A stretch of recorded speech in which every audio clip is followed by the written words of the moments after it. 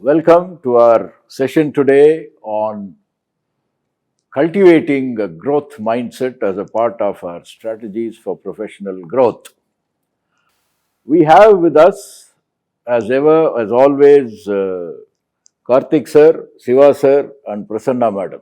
All right. So the point that we are going to talk about, stress about today, is all about growth. Plants grow around us. The cats and mice grow around us. Everything grows around us. The trees grow around us. We grow up ourselves. People have to grow up in terms of knowledge. It's not that getting older, becoming knowledgeable, that doesn't match somehow.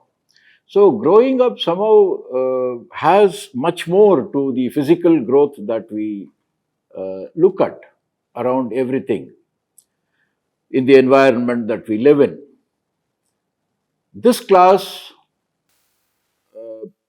we all hope that the lessons that we learn out of this will help you actualize the potential that you have in terms of growth of your persona, growth of the society, the family unit that you are living in, etc. and etc.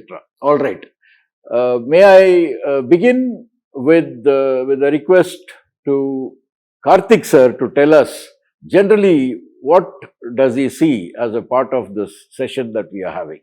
Today we are going to see one of the most important aspects that helps actualize the human potential to the best. It's called the growth mindset. It's work that came into light about 15 years back by famous psychologist Carol Dweck. She did a lot of studies in terms of what makes the humans perform the best. And then she came up with this philosophy called the growth mindset.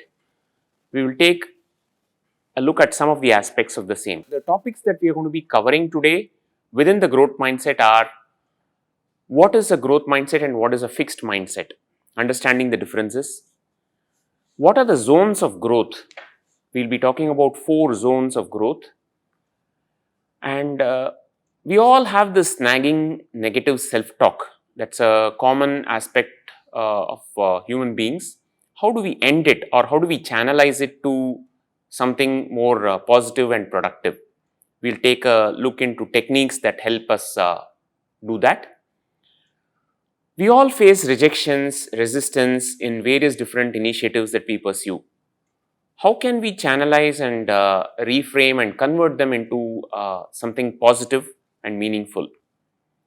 The most important aspect, failure, that besets many of us at different stages.